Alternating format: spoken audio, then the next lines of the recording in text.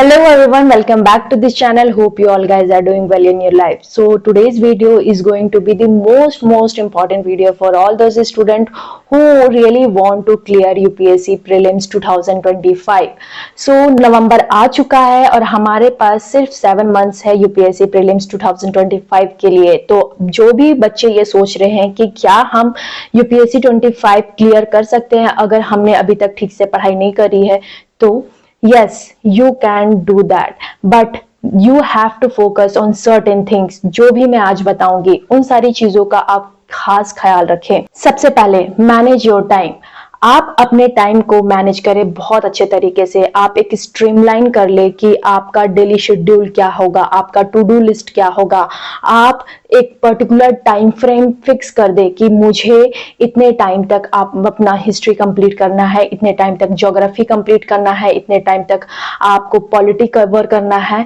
वो एक fix time आप कंप्लीट कर ले और by at any cost you have to complete your things by that time duration. Number second, stop looking for new things. See, UPSC syllabus में बहुत सारी चीजें दी गई हैं, बहुत सारा सिलेबस दिया गया है, but you have to know that कि एच और एवरी फील्ड से आपको चीजें नहीं आने वाली है। You have to go through your previous year question so that you come to know that which are the topics which are really important for your prelims 2025। जो भी टॉपिक से रिलेटेड आपके पास्ट ईयर्स में repeated questions आए हैं, उन्हें topic से आपके प्रीलिम्स 25 में आने के चांसेस बढ़ जाएंगे।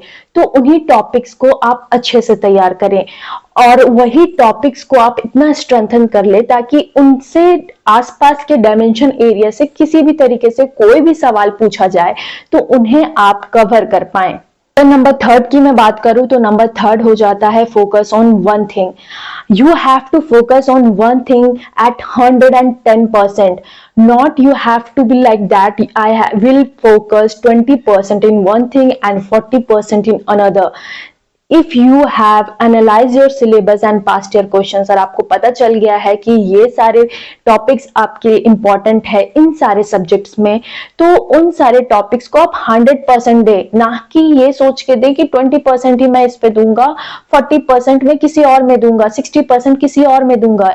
No, if you are doing, then you can't able to clear your UPSC prelims 2025। you have to make sure you are giving your 100% in each area, right. और फोर्थ की अगर मैं बात करूं तो ये हो जाता है gradual improvement. See, if you haven't studied seriously till now, then you have to be make sure कि आप हर एक दिन अपने आप को इम्प्रूव कर रहे हैं। हर एक दिन आप जो भी सब्जेक्ट्स को लेकर के तैयारी कर रहे हैं और पढ़ाई कर रहे हैं, उन सब्जेक्ट्स को आप मेक श्योर करें कि आप प्रीलिम्स का क्वेश्चंस लगाएं, आप मेंस के से रिलेटेड एक क्वेश्चन एटलीस्ट उसे राइट करें ताकि आपकी आंसर राइटिंग भी प्रैक्टिस होती रहे। इससे क्या होगा कि आप प्रीलिम्स ओरिएंटेड भी रहेंगे और आप मेंस ओरिएंटेड भी रहेंगे। So next thing I will talk about the motivation. If you are looking any kind of motivation right now, it will not work at all।